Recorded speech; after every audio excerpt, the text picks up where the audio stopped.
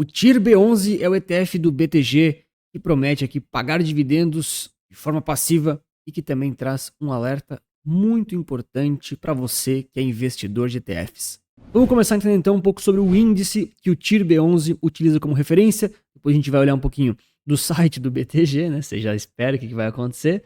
E depois eu vou dar algumas informações aqui importantes para sua consideração, tá bom?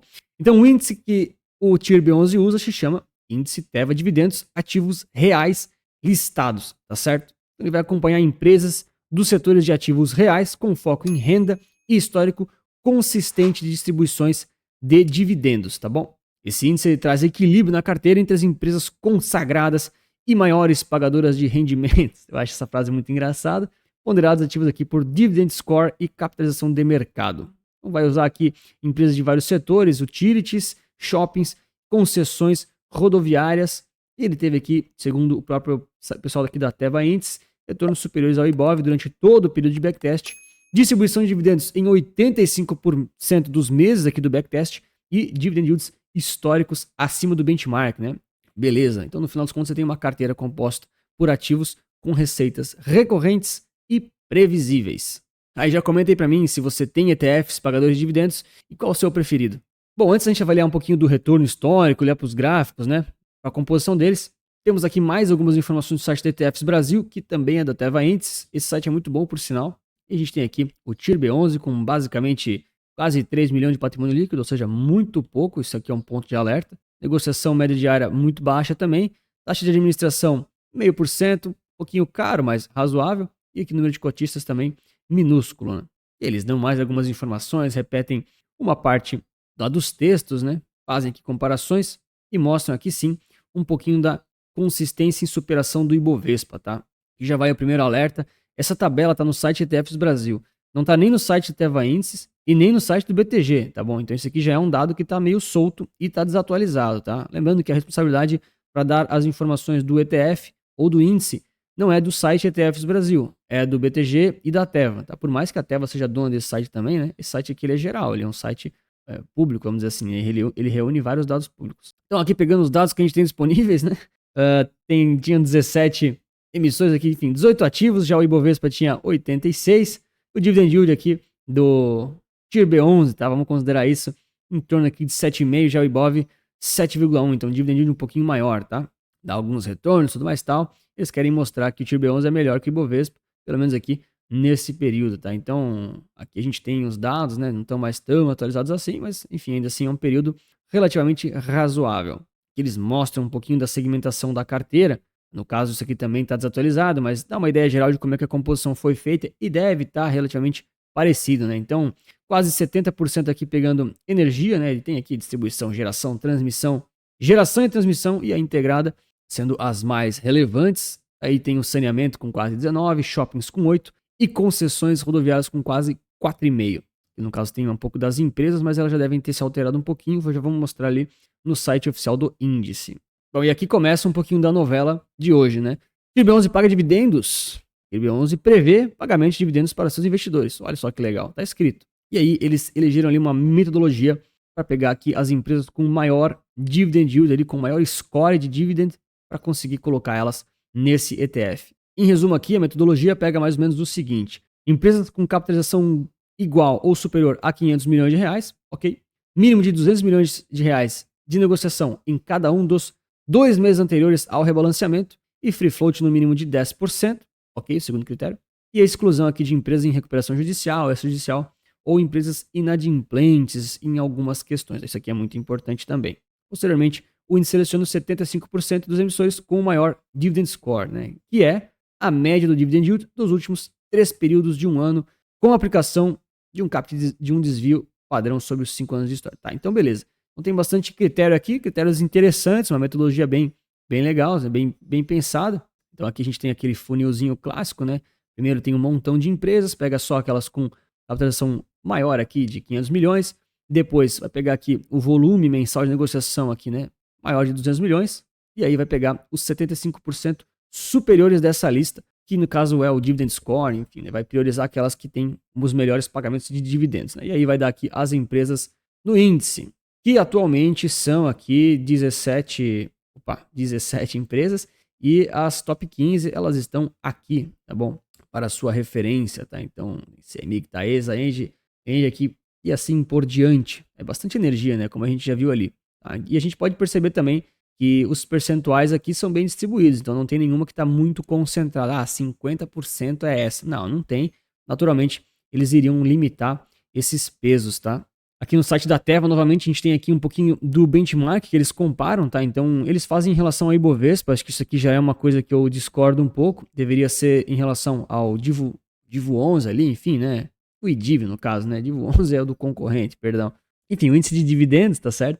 Esse aqui é um ETF para quem busca dividendos, então a gente tem que falar um benchmark relativamente mais razoável, né? Então, ok, o Ibovespa aqui, que é essa linha mais escura, né? Ela acabou perdendo aqui a comparação e o TIRB11 acabou ganhando aqui num backtest lá de 2016, aqui, se eu não me engano, tá? Ah, esse aqui, 27 de junho de 2016, isso mesmo. Tá? Mas, visualmente falando, a gente já entende que ele é parecido com o IDIV, tá? Talvez até bateu o IDIV também, mas infelizmente eles não colocaram aqui no estudo. Mas ainda assim, eles são relativamente correlacionados, tá? Porque eles fazem aqui, ó, topos e fundos sempre juntos, vamos dizer assim, tá? Mas de forma geral, a impressão que passa é que o índice conseguiu aqui gerar um alfa, pelo menos acima do Ibovespa, tá? Então, quando ele cai mais ou menos junto com o Ibov, mas quando ele sobe mais, ou então não cai tanto, tá? Importante falar aqui também que teve um turnover de 36%. O que é isso? É a troca dos ativos ali de dentro do índice, tá? Então, tem uma certa troca na hora do rebalanceamento. Aparentemente, isso está ajudando aqui, pelo menos no backtest. E no caso, é uma vantagem também, porque quando um fundo de investimento, seja de ativo ou um ETF passivo, ele precisa trocar os investimentos, né? Ou seja, comprar um, vender outro, rebalancear, ele não paga imposto de renda, tá? Então ele consegue fazer um turnover ali limpo, que a gente fala, né? Sem pagar imposto, porque são regras legais que a legislação permite, né? Já você, se fosse comprar essas mesmas empresas, na hora que você for rebalancear ou for vender uma para comprar outra, você vai ter que pagar ali os impostos, né? Ah, tudo bem, tem ali o limite, em alguns casos, se você vender um pouquinho só e tal, ok? Mas para quem já tem muito mais dinheiro, efetivamente esse limite às vezes começa a fugir ali do seu controle, né? Fora a praticidade de gerir aqui esses 17 ativos, que somente um ETF, né? Teoricamente você está bem concentrado aqui, né? Tem muita empresa de energia e, enfim, economia real, né? Setores muito bons, mas ainda assim concentrado, né? Você não está amplamente diversificado aqui. Aí, eu não sei se você gosta do TIRB11, mas se gosta desse vídeo, vai deixar o like e se inscrever no canal. Certo, então vamos olhar um pouquinho aqui do site do BTG, para ver aqui informações mais a gente tem, e depois ir para o gráfico um pouco mais prático, a gente vê ali alguns problemas que esse ETF tem, na minha opinião, tá? Então a proposta dele, de fato, aqui a gente já viu, né, o funil aqui muito boa, muito interessante, tem uma aplicação bem útil mesmo. Aqui eles repetem aquelas informações todas relacionadas a setores, dividend score, aquela coisa toda. E aí a gente tem o maravilhoso site do BTG, tá? Então, olhando aqui na visão geral, objetivo, política de investimento, aquela coisa toda, nada de muito novo, ok, né? O que a gente quer muito saber são aquelas informações clássicas, né? Quais são elas? Primeiro, taxa de administração, a gente já tinha visto ali no site do ETFs Brasil, mas é importante pegar o site oficial também. 0,5% ao ano, ok. O ticker é TIRB11, né? Beleza. E aqui tem um pouquinho dos impostos, né? Imposto de renda e tudo mais tal. Eles estão deixando aqui que o imposto de renda ele é 15% aqui para a pessoa física quando você vai vender as cotas, ok? E eles nem falam aqui do imposto de renda dos dividendos, tá certo? Que tem ali 15% retido na fonte, tá certo? Então, de fato, não entendi por que eles não colocaram isso no site. Até onde eu sei é lei. Eles mostram um gráfico com rentabilidade acumulada, nesse caso com o índice de dividendos, olha aí, ó, ponto positivo, hein? Então a gente tem aqui já com o IDIV, né, sendo comparado aqui com o ETF do BTG. Então, pode ver ali, o ETF do BTG é o primeiro, mas acho que é vermelho isso ou verde? Não sei, não sou muito bom com cores. Porém, é um dado meio recente, né? Só pega aqui outubro de 24, que é quando ele realmente foi lançado, tá certo? E a gente tá vendo aqui que tem uma performance muito, muito parecida, né? Então, poxa, o TIRB11 tá aqui, né, com praticamente 1% de valorização, e o IDIV aqui com quase 2%, então relativamente parecido, né? Ah, Antônio, é o dobro. Cara, mas é que é o dobro de muito pouco, entendeu? E é muito pouco tempo. Nós temos que avaliar mais na continuidade, né? Olha o Ibovespa como perdeu, né? Ficou negativo, tá um pouco mais abaixo. Então aqui sim um benchmark mais interessante para ser comparados. Rentabilidade mensal, volume negociado, evolução diária, nada muito útil. Bom, aqui a gente tem os ativos de novo, né? A gente já tinha visto isso lá no ali no pessoal da Teva, né, que eles mostraram basicamente a mesma informação, mesma cesta, ok? E aqui começam, na minha opinião, os problemas, tá? Eu sei que eu tô sendo meio negativo nesse vídeo, tá, pessoal? Enfim, aqui, além da análise, eu tenho que dar um pouco da minha opinião, né? Lembrando que esse vídeo não é uma recomendação de investimentos, mas se você tá aqui ouvindo, você de certa forma quer ouvir minha opinião também. Então, o primeiro ponto, né? O patrimônio líquido é muito baixo, tá? Só tem 2,8 milhões de reais, isso aqui é muito, muito pouco, tá? Você tem que tomar muito cuidado se você comprar investimentos assim com PL muito baixo, porque você pode ficar meio enrolado às vezes para sair, né? Pagar muito spread para entrar, para sair, não é tão útil assim, não é tão prático, tá? Enfim, tem market maker, tem segurança, você está comprando os ativos de verdade, ok, tá? Mas ainda assim é um PL muito baixo, tem que cuidar um pouquinho com isso. Cara, outro ponto aqui bem negativo, tá? Aqui agora é sério. Não tem um material publicitário no site oficial do BTG. Não tem um, tá? Ó. Você vem em documentos, aí vai clicar aqui, ó, divulgação. Não tem nada, tá? Não tem nada aqui, ó. Relatório anual, fatos relevantes, assembleias. Cara, eu quero material de divulgação. Eu quero ver a propaganda. E eles não fizeram propaganda. Por exemplo, outro ponto de muita cautela aqui, tá? Então, pô, o TIB11 paga dividendos? Prevê pagamento de dividendos. Prevê. Pelo menos o ETF do Brasil fala. E no próprio site oficial do Teva Índices também, né? Olha só, o ETF prevê distribuição de dividendos. Agora, no site oficial do BTG, eu não achei uma tabela com os pagamentos de dividendos recentes. Não achei. Não tem. Eles esqueceram de botar. Então, eu sei que eu já falei isso nos outros vídeos, né? O pessoal do BTG vai ficar chateado comigo. Mas assim, cara, parece que não existe um esforço mínimo para vender, entende? Então imagina o pós-venda. Eu sei que tem problemas, às vezes as empresas têm dificuldades. O meu site, por exemplo, não tá perfeito. Tem informações que também não tá tudo lá, ok? Mas é que aqui o nível de descompromisso, cara, parece que tá ultrapassando o razoável. Quando a gente abre o site da B3, por exemplo, para ver um pouquinho sobre a oferta pública que saiu, isso aqui é um tipo de coisa que ninguém faz, tá? Cara, aqui ó, os 3 comunicados, olha só, comunicado, manual e comunicado índice de novo. Todos eles não encontra a página. Ele não acha nada. Então, assim, qual que é o meu alerta para esse tipo de produto, para esse tipo de investimento? Não é que ele é ruim. A metodologia aqui da Teva, a ideia aqui do BTG de trazer um ETF como esse, é muito boa. É uma coisa muito interessante, porque traz uma exposição aos ativos reais, traz aqui dividendos recorrentes, teoricamente, né? É uma nova forma de você se diversificar. Só que a forma como eles estão ofertando isso e estão divulgando, isso aqui tá muito ruim, assim, mas tá muito ruim mesmo, pessoal, de coração, tá? De coração. E é óbvio, isso aqui que é, essa parte que é importante. É óbvio que o BTG sabe disso, cara. Pô, o BTG é uma empresa de capital aberto, o maior banco de investimento da América Latina, eles falam aqui, né, sobre o BTG, porque na hora de se gabar é fácil. Mas se no próprio site do ETF eu não consigo saber quais foram os últimos pagamentos de dividendos, como é que tu quer que invista nisso, sabe? É muito difícil, muito complicado esse tipo de coisa, tá? Ó, e pra vocês acharem que ele não paga ou que ele paga, eu fui até o TradingView, que é o único lugar que eu encontrei alguma informação, e ele marcou aqui, ó, um pagamento de 2 dividendos até agora, tá? Até desde o lançamento, né? Então um deles foi em 12 de fevereiro, pagou aqui 21 centavos por cota, ok? E o outro agora em 4 de abril, tá? Pagou aqui 9 centavos, beleza. Aí quando a gente clica aqui para saber mais sobre os dividendos, o TradingView não encontra. Então assim, tá pagando dividendo, Anthony? Cara, aparentemente tá, mas é importante se informar com o gestor oficial, né? Ah, Anthony, por que você não se informou? Porque esse não é o ponto. O ponto desse vídeo é um alerta. É um alerta para você somente investir naquilo que você entende e conhece de verdade. Então, eu não estou dizendo que isso aqui é um ETF ruim, nem que é um ETF bom. Só estou dizendo que você precisa entender se for comprar esse tipo de produto, assim como você tem que entender se for comprar qualquer produto. Se você for comprar um ETF de títulos públicos do governo federal, você também tem que entender. Se você for comprar o SP500, você também tem que entender. Agora, alguns produtos é mais fácil de você se informar e entender, parece que eles divulgam melhor, e outros é um pouco mais difícil. Aí você tem que medir se esse esforço todo compensa ou não. Ou então você pode ir para o concorrente, né? Porque tem vários concorrentes, né? Essa é a beleza do mercado financeiro. Então, se você está fazendo mal feito, alguém vai fazer bem feito. E agora, no mercado brasileiro, a gente já tem uma indústria de ETFs que está vindo muito mais estruturada, muito mais interessante, trazendo soluções de todos os tipos, tanto de renda fixa quanto de renda variável, para soluções com exposição nacional e internacional, até criptomoedas e outros investimentos alternativos. E o BTG mesmo, ele tem vários ETFs bons e interessantes, mas por algum motivo aqui eles deixaram assim e pronto.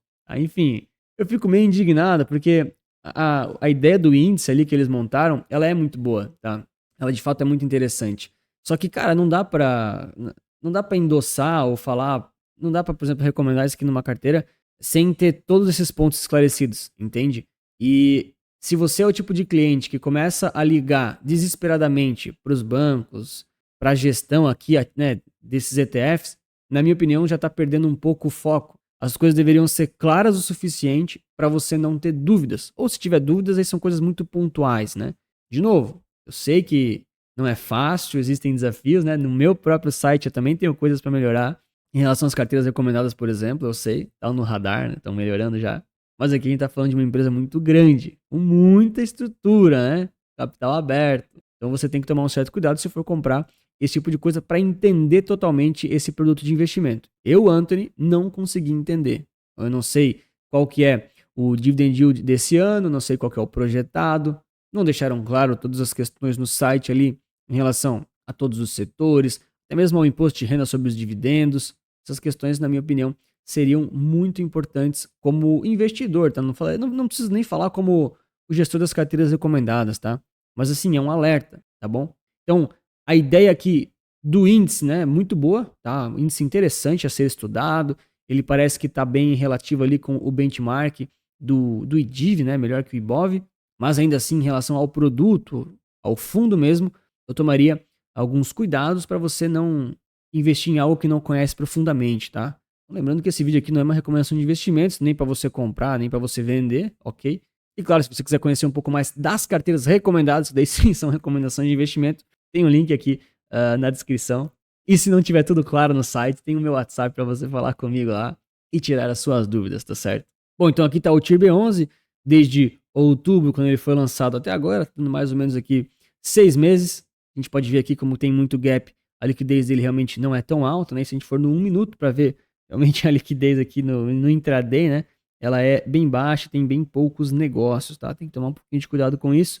Porque às vezes você pode acabar tomando a mercado e levando o preço muito para cima, pagando muito spread para entrar e para sair, tá certo? E reforçando, né, a ideia do índice em si, ela é excelente e eu tenho certeza que esse ETF tem tudo para ser muito interessante e muito relevante, mas precisa ter ali um investimento e uma querência de divulgação, de marketing e de esforço, tá? Assim, de novo, pessoal, desculpa aí, né? Não quis ser deselegante, mas faz parte criticar aqui de forma equilibrada e positiva, tá? Então, novamente, acho que o produto em si é interessante, mas a divulgação aqui tá. Ela deixa o investidor inseguro. Tá? Essa é a impressão que me passa, ok? Porque aqui a gente tá falando de dinheiro, né, pessoal? Não é assim, vou comprar um bolo na padaria. Se for ruim, só me dá uma dor de barriga, né? Depois passa. Cara, aqui a gente tá falando de, às vezes, milhares, milhões de reais que um cliente pode querer investir, ok? Então, não dá pra, vou comprar e deu. Cara, enfim, se você faz isso, eu respeito, mas eu não trato dessa forma, ok? Então, por favor, comenta pra mim o que você achou, se eu fui muito enviesado ou se eu fiquei muito chateado aqui com essa situação. É que eu sou meio exigente com algumas coisas, tá? Enfim.